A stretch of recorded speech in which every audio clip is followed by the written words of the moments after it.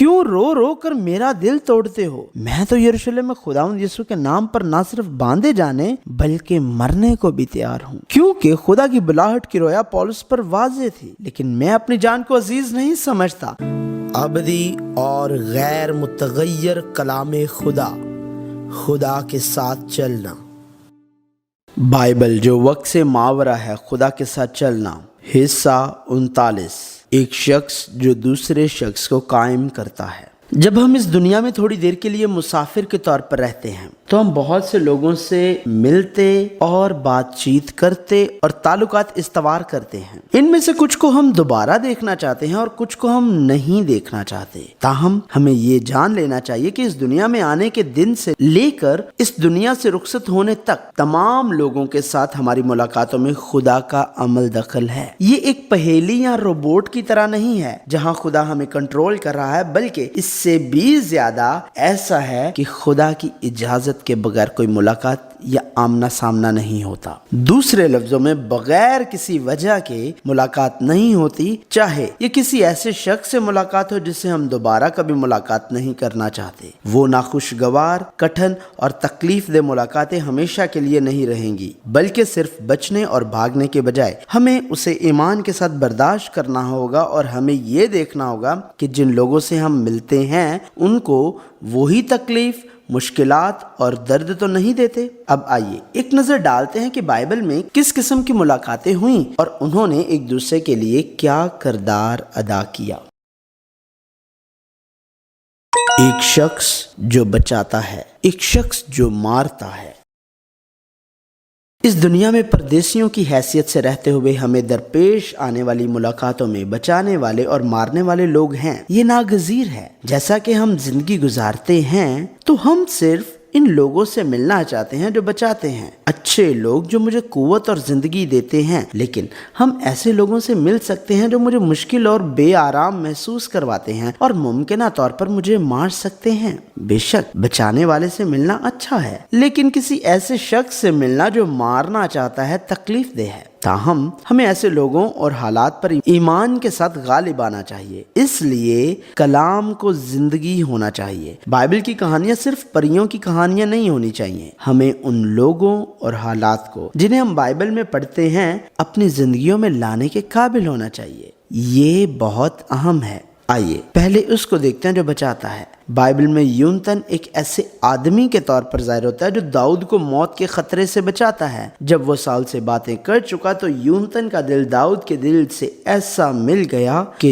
यूनतन उसे अपनी जान के बराबर मोहब्बत करने लगा। इस्राएल के बादशाह साउल ने यूनतन से कहा, क्योंकि जब तक यस्सी का ये बेटा रोए जमीन पर जिंदा है, ना तो तुझको कयाम होगा ना तेरी सल्तनत को। और यहाँ तक कि उसने अपने मरने के दिन तक दाऊद को मारने की कोशिश की, लेकिन यूनतन ने दाऊद को बचाने की कोशिश की जो साउल के बेटे के तौर पर अगला बादशाह हो सकता था। और यूनतन ने अपने बाप साउल से दाऊद की तारीफ की और कहा कि बादशाह अपने खादम दाऊद से बदी ना करे, क्योंकि उसने तेरा कुछ गुनाह नहीं किया, बल्कि तेरे लिए उसके काम बहुत अच्छे रहे हैं, क्योंकि उसने अपनी जान हथेली पर रखी और उस फिलिस्ती को कत्ल किया और खुदा ने सब इस्राएलियों के लिए बड़ी फतह कराई। तूने ये देखा और खुश हुआ। बस तो किस लिए दाऊद को बेसबब कत्ल करके बेगुनाह के खून का मुजरिम बनाना चाहता है? दाऊद के लिए यूनतन की मोहब्बत और परवाह समझ से बालातर थी। जैसा कि बादशाह साउल ने कहा, दाऊद के बगैर इस्राएल का तख्त यूनतन के पास चला जाता। ऐ मेरे भाई यूनतन, मुझे तेरा गम है। तू मुझको बहुत ही मरगूब था।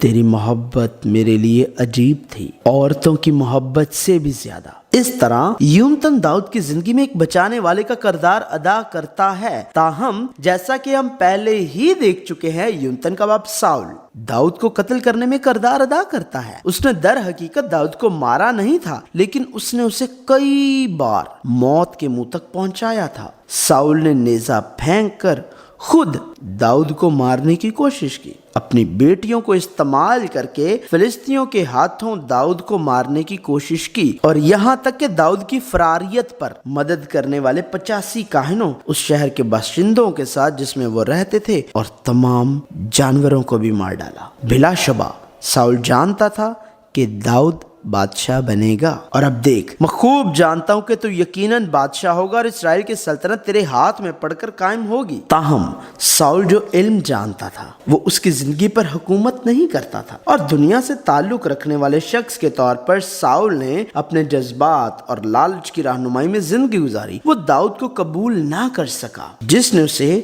2 مرتبہ بچایا، اسی کے ملک کا فوجی سپاہ سالار جس نے فلسطینیوں دشمن کے ملک کو کئی فتوحات کے ذریعے شکست دی، اور جس نے اسی کی بیٹی سے شادی کی اور اسی کا داماد بن گیا۔ ساؤل نے اپنا کردار داؤد کو قتل کرنے کے کردار کے طور پر ادا کیا اور آخر کار فلسطینیوں کے ہاتھوں میدان جنگ میں مر گیا۔ بائبل میں وہ لوگ ہیں جو مارنے کا کردار ادا کرتے ہیں اور وہ جو بچانے کا کردار ادا کرتے ہیں۔ یوسف کے بڑے بھائیوں نے یوسف کو قتل کرنے میں کردار ادا کیا، اور ان میں سے یہودا نے اسے بچانے کا کردار ادا کیا۔ پھر قتل کرنے والے کیوں ظاہر ہوتے اور صرف بچانے والے ہی کیوں نہیں؟ کیونکہ جو مارنا چاہتے ہیں وہ بھی ضروری ہیں، خاص طور پر کنعان کی سرزمین میں داخل ہوتے وقت۔ خدا نے تمام دشمنوں کو شکست نہیں دی، اس نے کچھ کو زندہ رکھا۔ خدا نے انہیں اس لیے نہیں چھوڑا کہ وہ کمزور تھا، بلکہ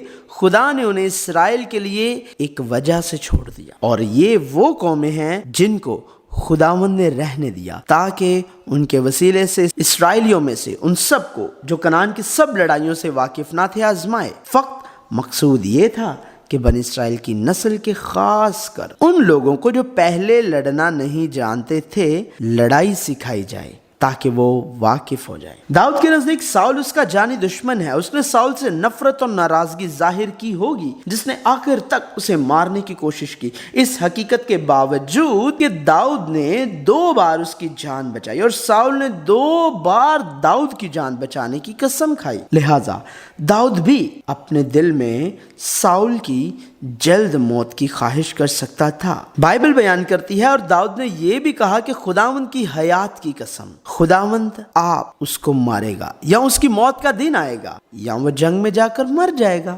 لیکن ایک بہت اہم چیز ہے جو ہمیں جاننے کی ضرورت ہے۔ داؤد کے لیے ساؤل کا وجود نہ صرف بہت فائدہ مند تھا بلکہ ایک ایسا آلہ بھی تھا جس نے داؤد کو خدا پر زیادہ بھروسہ کرنے اور اس کی پیروی کرنے کے قابل بنایا۔ در حقیقت ساؤل کی موت تک داؤد نے وفاداری کے ساتھ خدا پر انحصار کیا، گویا اس میں کوئی کمزوری نہیں تھی۔ وہ ساؤل بادشاہ کو مار سکتا تھا لیکن اس نے 2 بار معاف کر دیا اور خدا کا راستہ تلاش کیا، نہ کہ اپنا۔ لیکن جب بادشاہ ساؤل مر گیا اور داؤد بادشاہ بنا تو داؤد کو ساؤل سے مختلف پریشانیوں کا سامنا کرنا پڑا۔ پہل جب وہ بادشاہ بنا تو اس نے خلوص کا مظاہرہ کیا، جیسا کہ خدا کے صندوق کو لانا اور ہیکل کی تعمیر کی امید رکھنا۔ تاہم دشمنوں کے بغیر داؤد کی حد وہاں تک تھی۔ اس کا خیال تھا کہ ساؤل اس کا سب سے طاقتور اور آخری دشمن ہے، لیکن ساؤل کے مرنے کے بعد ساؤل سے زیادہ طاقتور اور آخری دشمن تھے جن کا اسے پہلے احساس نہیں تھا۔ وہ گنہگار داؤد خود تھا۔ داؤد بالآخر بادشاہ بن جاتا اور بتسبا اور اوریا کے واقعے سے بری طرح دکھ سہتا ہے۔ ہمیں یہ یاد رکھنے کی ضرورت ہے، لہٰذا ہمیں یہ جان لینا چاہیے کہ اگر ہم ان لوگوں کے ذریعے خدا کے قریب ہو سکتے ہیں جن سے ہم ملتے ہیں، چاہے وہ ہمیں بچائیں یا ماریں، تو ان کا وجود ہماری زندگیوں کے لیے ایک نعمت ہے۔ ہمیں خدا کو خدا کے طور پر تسلیم کرنا چاہیے جو ظاہری مظاہر کے پیچھے کام کرتا ہے۔ ایک شخص جو جوڑتا ہے، ایک شخص جو الگ کرتا ہے۔ اس دنیا میں مسافرانہ زندگی گزارتے ہماری جو ملاقاتیں ہوتی ہیں ان میں ایسے لوگ ہوتے ہیں جو رابطہ بناتے ہیں اور کچھ لوگ الگ ہوتے ہیں۔ اول یہ وہ شخص ہے جو خدا اور لوگوں کو جوڑتا ہے۔ عہد نامہ قدیم میں زیادہ تر نبیوں نے یہ کردار ادا کیا اور سب سے زیادہ نمائندہ نبیوں میں سے ایک موسیٰ ہے۔ بنی اسرائیل کو جوڑنے میں موسیٰ نے ایک کردار ادا کیا جو پاک خدا کے سامنے سونے کا بچڑا بنانے کے سبب سے دوبارہ خدا سے ہلاک ہونے کے خطرے میں تھے، اور خداوند نے موسیٰ سے کہا کہ میں اس قوم کو دیکھتا ہوں کہ یہ گردن کش قوم ہے، اس لیے تو مجھے اب چھوڑ دے کہ میرا غضب ان پر بھڑکے اور میں ان کو بھسم کر دوں اور میں تجھے ایک بڑی قوم بناؤں گا۔ تب موسیٰ نے خداوند اپنے خدا کے آگے منت کر کے کہا، اے خداوند کیوں تیرا غضب اپنے لوگوں پر بھڑکتا ہے جن کو تو قوت عظیم اور دست قوی سے ملک مصر سے نکال کر لایا؟ مصری لوگ یہ کیوں کہنے پائیں کہ وہ ان کو برائی کے لیے نکال لے گیا تاکہ ان کو پہاڑوں میں مار ڈالے اور ان کو روئے زمین پر سے فنا کر دے؟ سو تو اپنے قہر و غضب سے باز رہ اور اپنے لوگوں سے اس برائی کرنے کے خیال کو چھوڑ دے۔ تو اپنے بندوں ابراہم اور اسحاق اور یعقوب کو یاد کر جن سے تو نے اپنی ہی قسم کھا کر یہ کہا تھا کہ میں تمہاری نسل کو آسمان کے تاروں کی مانند بڑھاؤں گا اور یہ سارا ملک جس کا میں نے ذکر کیا ہے تمہاری نسل کو بخشوں گا کہ وہ سدا اس کے مالک رہیں۔ تب خداوند نے اس برائی کے خیال کو چھوڑ دیا جو اس نے کہا تھا کہ اپنے لوگوں سے کرے گا۔ اس کے بعد موسیٰ بنی اسرائیل کو جو کنعان کی جاسوسی کے بعد اپنی بے اعتقادی کا اقرار کرتے ہیں پاک خدا کی طرف واپس جوڑنے کا کردار ادا کرتا ہے، لیکن ہمیں واضح ہونا چاہیے یہ سچ ہے کہ موسیٰ نے پاک خدا اور خدا کے گنہگار لوگوں کو جوڑنے میں ایک کردار ادا کیا، لیکن یہ ایک وقتی کردار تھا۔ آخرکار بنی اسرائیل بغاوت کے راستے سے ہٹ نہ سکے اور بالآخر شمالی اسرائیل کو اسور اور جنوبی یہودا کو بابل نے تباہ کر دیا۔ لہٰذا موسیٰ کا کردار حقیقی ثالث یسوع مسیح کو ظاہر کرنا تھا جو آنے والا تھا۔ میں ان کے لیے انہی کے بھائیوں میں سے تیری مانند ایک نبی برپا کروں گا اور اپنا کلام اس کے منہ میں ڈالوں گا، اور جو کچھ میں اسے حکم دوں گا وہی وہ ان سے کہے گا۔ یسوع مسیح ہی وہ واحد ہستی ہے جو گنہگار لوگوں کو پاک خدا سے جوڑ سکتا ہے، کیونکہ خدا ایک ہے اور خدا اور انسان کے بیچ میں درمیانی بھی ایک، یعنی مسیح یسوع جو انسان ہے۔ ہم صرف یسوع مسیح کے خون کے ذریعے ہی تمام گناہوں سے پاک ہو سکتے ہیں، لیکن اگر ہم نور میں چلے جس طرح کہ وہ نور میں ہے تو ہماری آپس میں شراکت ہے اور اس کے بیٹے یسوع کا خون ہمیں تمام گناہ سے پاک کرتا ہے۔ ایک اور شخص برناباس تھا جس نے لوگوں کو لوگوں سے جوڑنے کا کردار ادا کیا۔ پولس بننے سے پہلے ساؤل مرد خدا استفنس کو قتل کرنے کا ذمہ دار تھا اور یسوع مسیح کے راستہ پر یقین رکھنے والے ہر شخص کو چاہے وہ مرد ہو یا عورت ستاتا تھا۔ تاہم دمشق کے راستے میں تبدیل ہونے کے بعد وہ رسولوں کے ساتھ رفاقت کرنا چاہتا تھا، لیکن وہ سب ساؤل سے ڈرتے تھے اور اس سے بچتے تھے۔ اس وقت برناباس نے ساؤل کا استقبال کیا، اسے رسولوں کے پاس لے گیا، ساؤل کے تبدیل ہونے کی وضاحت کی اور اسے شاگردوں کے ساتھ جوڑنے کا کردار ادا کیا تاکہ ان کی رفاقت ہو سکے۔ اس نے یروشلم میں پہنچ کر شاگردوں میں مل جانے کی کوشش کی اور سب اس سے ڈرتے تھے کیونکہ ان کو یقین نہ آتا تھا کہ یہ شاگرد ہے، مگر برناباس نے اسے اپنے ساتھ رسولوں کے پاس لے جا کر ان سے بیان کیا کہ اس نے اس طرح راہ میں خدا ان کو دیکھا اور اس نے اس سے باتیں کی، اور اس نے دمشق میں کیسی دلیری کے ساتھ یسوع کے نام سے منادی کی۔ بالکل اسی طرح جس طرح مرد خدا برناباس نے خدا کے لوگوں، رسولوں اور پولس کے درمیان رابطے کا کام کیا، پولس نے بھی لوگوں کو ایک دوسرے سے جوڑنے کا کردار ادا کیا۔ پولس نے انسمس کو اس کے سابق آقا فلیمون سے جوڑنے کا کردار ادا کیا، جس سے اس کی ملاقات اس وقت ہوئی تھی جب وہ خوشخبری کی منادی کرنے کے لیے قید میں تھا۔ انسمس اصل میں فلیمون کا غلام تھا، لیکن وہ اپنے آقا سے بھاگا اور دنیا سے لطف اندوز ہوا۔ آخرکار گناہ کرنے کی وجہ سے جیل میں جا پہنچا اور وہاں اس کی ملاقات پولس سے ہوئی، جو دنیاوی گناہوں کے ارتکاب کی وجہ سے نہیں بلکہ خوشخبری کی وجہ سے قید تھا اور اپنے پچھلے گناہوں سے توبہ کی۔ تاہم چونکہ پولس فلیمون کو پہلے سے جانتا تھا، اس لیے اس نے انسمس کو دوبارہ فلیمون کے پاس بھیجا اور انہیں دوبارہ ملایا۔ پولس نے انسمس کے ماضی اور حال کے بارے میں بتایا اور فلیمون کے رحم کی تلاش کی۔ پہلے تو وہ کچھ تیرے کام کا نہ تھا، مگر اب تیرے اور میرے دونوں کے کام کا ہے، لیکن تیری مرضی کے بغیر میں نے کچھ نہ چاہا تاکہ تیرا نیک کام لاچاری سے نہیں بلکہ خوشی سے ہو۔ اس کے علاوہ پولس نے کہا کہ وہ انسمس کے تمام قرضے واپس کر دے گا، اور اگر اس نے تیرا کچھ نقصان کیا ہے یا اس پر تیرا کچھ آتا ہے تو اسے میرے نام لکھ دے۔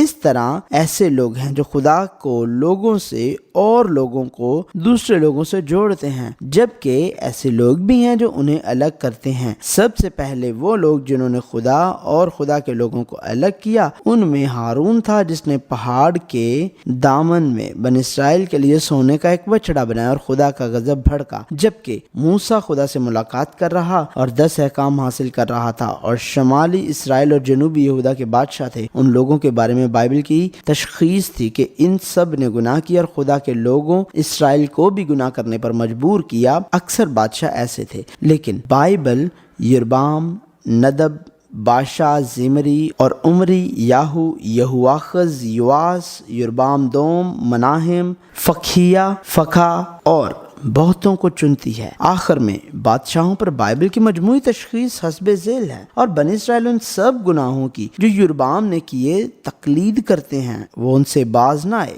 फिर वो लोग हैं जो लोगों को अलग करते हैं। ज़ीबा योनतन का बेटा मेफिबोशत का खादम था। जब दाऊद अपने बेटे अबीसलोम की बगावत की वजह से भागा हुआ था तो ज़ीबा दाऊद से मिलने के लिए 2 गधों पर रोटी, किशमिश और फल लेकर आया। फिर उसने दाऊद से झूठ बोला जब उसने पूछा तेरा आका कहाँ है। चुनाचे आखिर में दाऊद और मेफिबोशत अलग हो गए। साउल और यूनतन के मरने के बाद यूनतन की वजह से दाऊद यूनतन के बेटे मेफिबोशत के पास गया और उसे हमेशा अपने साथ अपनी मेज पर खाना खिलाया। ताहम ज़ीबा ने उन्हें अलग कर दिया। लिहाजा कुछ लोग हैं जो लोगों को मिलाते हैं और कुछ लोग हैं जो लोगों को अलग करते हैं। बाइबल बयान करती है मुबारक हैं वो जो सुलह कराते हैं क्योंकि वो खुदा के बेटे कहलाएंगे।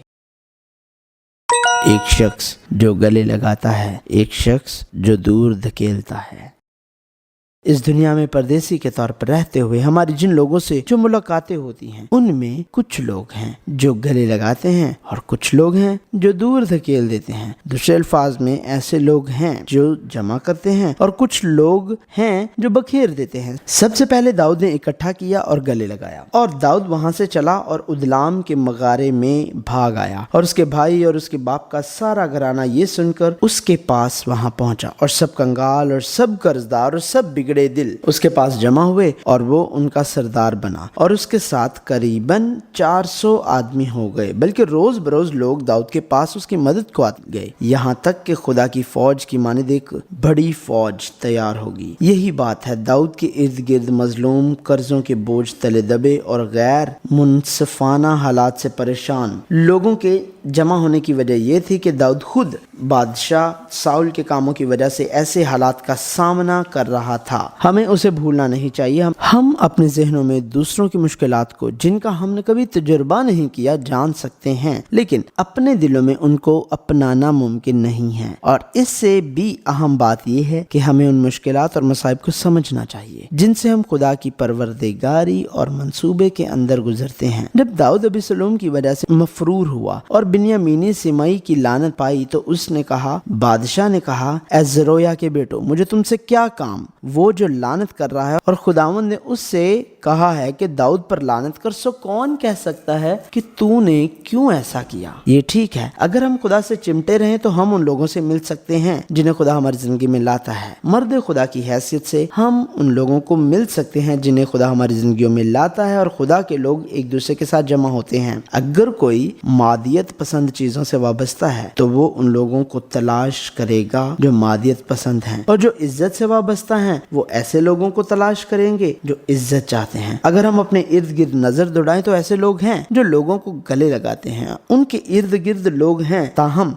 ऐसे लोग हैं जो दूर धकेलते हैं, चाहे वो बहुत से हों या कम। इसके अलावा यहाँ तक कि अगर ऐसा लगता है कि उस वक्त किसी वजह से उसके आसपास लोग मौजूद हैं, ऐसे मामलात होते हैं जहाँ तमाम लोग आखिरकार चले जाएंगे, पर जो शख्स दूसरे लोगों को गले लगाता है वो इस किस्म का नहीं है कि वो उनके ऐबों को जाहिर करे, खा उनकी मजम्मत की जाए। बाइबल बयान करती है, जो खता पोशी करता है दोस्ती का जोयान है, पर जो ऐसी बात को बार बार छेड़ता है दोस्तों में जुदाई डालता है। मर्द खुदा की हैसियत से अगर हम उन लोगों को गले लगाना चाहते हैं जिन्हें खुदा हमारी जिंदगियों में लाता है तो हमें मुस्तकिल तौर पर कलाम पर कायम रहना चाहिए। बिलाशुबा खुदा से चिमटे रहने और कलाम को थाम कर जिंदगी गुजारने का मतलब ये नहीं है कि तमाम लोग मुंसलिक हो जाएंगे। हर कोई छोड़ भी सकता है। पौलुस के साथ भी ऐसा ही हुआ। बाइबल बयान करती है, मेरी पहली जवाबदही के वक्त किसी ने मेरा साथ न दिया बल्कि सब ने मुझे छोड़ दिया। काश कि उन्हें इसका हिसाब देना ना पड़े।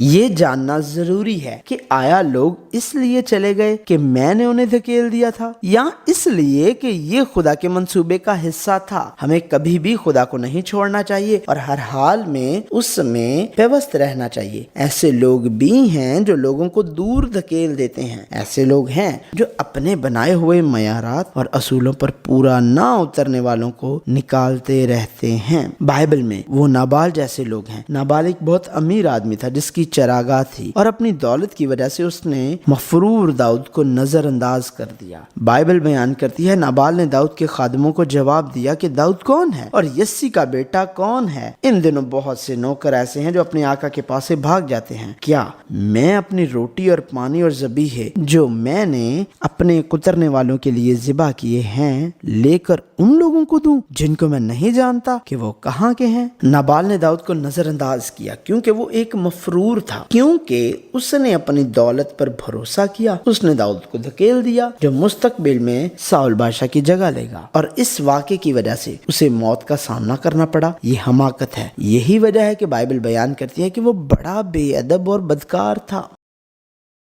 लोग जो हालात बनाते हैं, लोग जो हालात से बनते हैं।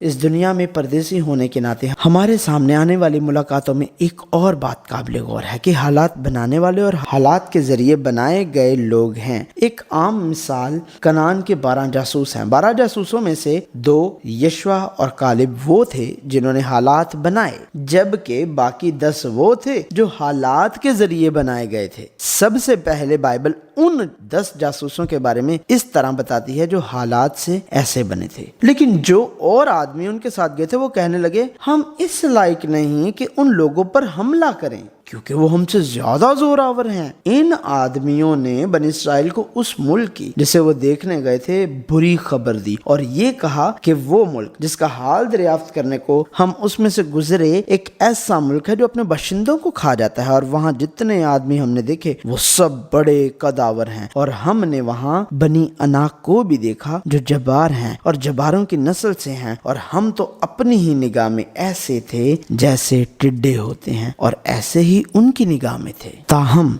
बाइबल यशवा और कालिब के बारे में बताती है जो इस तरह की सूरत हाल पैदा करने वाले थे। बनी इस्राएल की सारी जमात से कहने लगे कि वो मुल्क जिसका हाल दरियाफ्त करने को हम उसमें से गुजरे नहायत अच्छा मुल्क है। अगर खुदा हमसे राजी रहे तो वो हमको उस मुल्क में पहुंचाएगा और वही मुल्क जिसमें दूध और शहद बहता है हमको देगा। फक्त इतना हो कि तुम खुदा उनसे बगावत ना करो और ना उस मुल्क के लोगों से डरो, वो तो हमारी खुराक हैं। उनकी पनाह उनके सर पर से जाती रही और हमारे साथ खुदावंद है। उनका खौफ ना करो। खौफ के बगैर हालात का सामना करने और खौफ से मगलूब होने में फर्क इस बात पर मुनहसर है कि आया खुदा हमारे साथ है। हमें पौलुस रसूल के जरिए भी उसकी मिसाल मिल सकती है, यहाँ तक कि ऐसी हालत में जहाँ तमाम उम्मीदें खत्म हो चुकी थी, पौलुस ने उस उम्मीद को जाने नहीं दिया क्योंकि खुदा उसके साथ था। पौलुस हमेशा अपने सामने आने वाले हालात की पेशबीनी करने, सुनने और जानने के काबिल था, लेकिन उन हालात ने उसे तब्दील नहीं किया। पौलुस को सारी सूरत हाल मालूम थी और उसके आस पास के लोग भी जानते थे। और अब देखो, मैं रूह में बंधा हुआ यरूशलेम को जाता हूँ और ना मालूम कि वहाँ मुझ पर क्या क्या गुजरे, सिवा इसके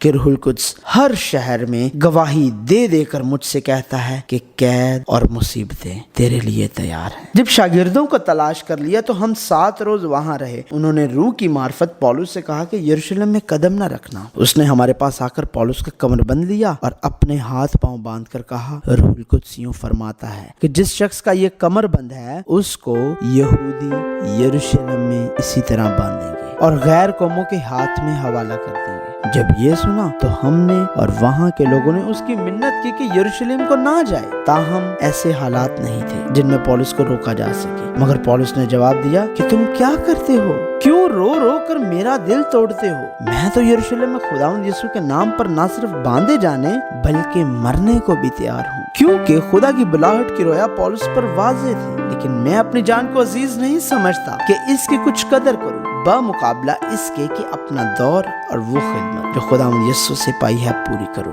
यानी खुदा के फजल की खुशखबरी की गवाही दूं। यही तो है, मैं अपने लालच और अहमकाना ख्वाबों की वजह से धकेल नहीं रहा हूँ। इन लोगों के लिए जिन्हें खुदा ने बुलाया है और वो रोया हासिल कर चुके हैं, कोई भी हालत उन्हें इस रोया की तरफ बढ़ने से नहीं रोक सकती। इस रोया को कबूल करने वाले हालात से पैदा नहीं होते, बल्कि वो होते हैं जो हालात